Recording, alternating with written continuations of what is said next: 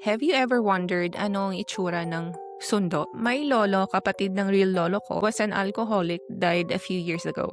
So, a little background. Itong lolo ko na ito ay yung youngest sa kanilang magkakapatid. 11 sila. And most, if not all, ay may narating na sa buhay except him. He married a woman and became alcoholic after getting cheated on, allegedly. Multiple times, and nadala niya yon hanggang pagtanda niya. They have 3 kids, all guys. Walang araw na hindi siya umiinom ng gin sa kalsada, no exaggeration. Literal. He also developed hate sa firstborn niya because he turned out to be gay. He never had a real job. He lived his life drinking day and night and bad-mouthing his wife and sons. He was so loud. Magsisigawan sa neighborhood when he's drunk. His kids are emotionally distant with him. So the day came. Hindi na siguro kinaya ng katawan niya ang sobrang pag-inom ng alak. Nagkasakit siya sa bato at baga ata. I can't remember well. Pero simula noon, unti-unti siya nanghina. From using a stick para makalakad siya to becoming fully bedridden. Naging bedridden siya for years din. Maybe a year or 2, ganun. Pero as per his mouth, ganun pa din, still bad-mouthing his family and his life, according to his son na ka-age ko.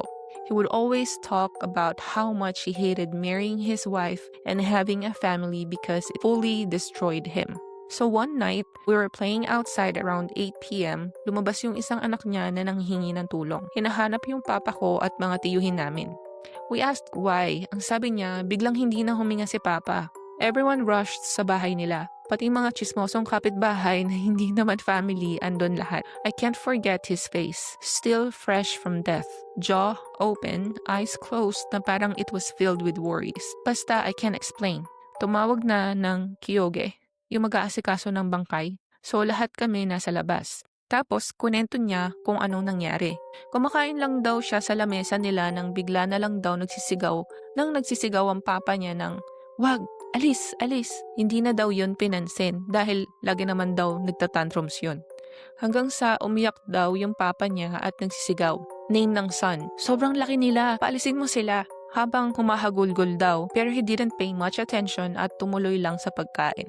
Sobrang laki nila. Paalisin mo sila sa pinto natin. May 3 demonyo sa pintuan natin nakatayo. Paalisin mo sila. Tulungan mo ako. Hanggang sa hysterical daw yung tatay niya at pinupukpok ng kamay niya yung ulo niya ng 2 kamay habang umiiyak. Basta imagine ninyo na lang, may action kung kinukwento niya eh. Paulit-ulit daw na binabanggit na may 3 malalaking nakakatakot na demonyo sa pintuan nila.